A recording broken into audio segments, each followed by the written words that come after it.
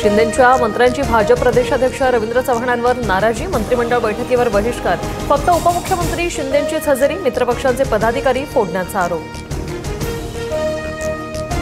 उल्हासनगरमध्ये पक्षप्रवेशाला तुम्हीच सुरुवात केली, यापुढे आता एकमेकांना प्रवेश देऊ नका, भाजपच्या इन्कमिंगवरून नाराज असलेल्या शिंदेंच्या मंत्र्यांना मुख्यमंत्री फडणवीसांनी झापलं, सूत्रांची माहिती।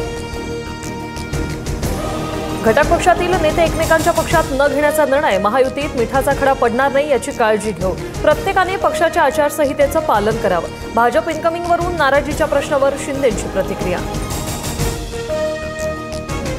महायुती मजबूत, कुठलेही मनभेद नाहीत, नाराजी असल्यास समन्वय समितीतून सोडवण्याचा प्रयत्न करू, शिंदेंच्या मंत्र्यांच्या नाराजीवर बावनकुळेंचं भाष्य। आता परत कोणीतरी गावाला जाणार, शिवसेना भाजप वादानंतर आदित्य ठाकरेंनी शिंदेंना डिवचलं, स्वार्थापोटी मंत्रिमंडळाच्या बैठकीवर बहिष्कार हा जनतेचा अपमान, ठाकरेंची टीका। शिंदेंच्या उमेदवारांविरोधात लढलेले ठाकरेंचे शिलेदार भाजपात, अद्वै हिरेंसह राजू शिंदेंच्या हाती कमळ, हिरेंनी भुसेंविरोधात तर राजू शिंदेंनी शिरसाटांविरोधात विधानसभा लढवली होती।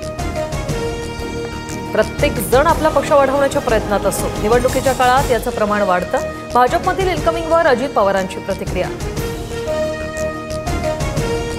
महायुतीत निधी वाटपावरून नाराजी नाट्य, वापरा आणि फेकून द्या अशी भाजपची नीती, शिंदे सेनेला फेकून देऊन भाजप एकटीच सत्तेत राहणार, विजय वडेट्टीवारांचा दावा।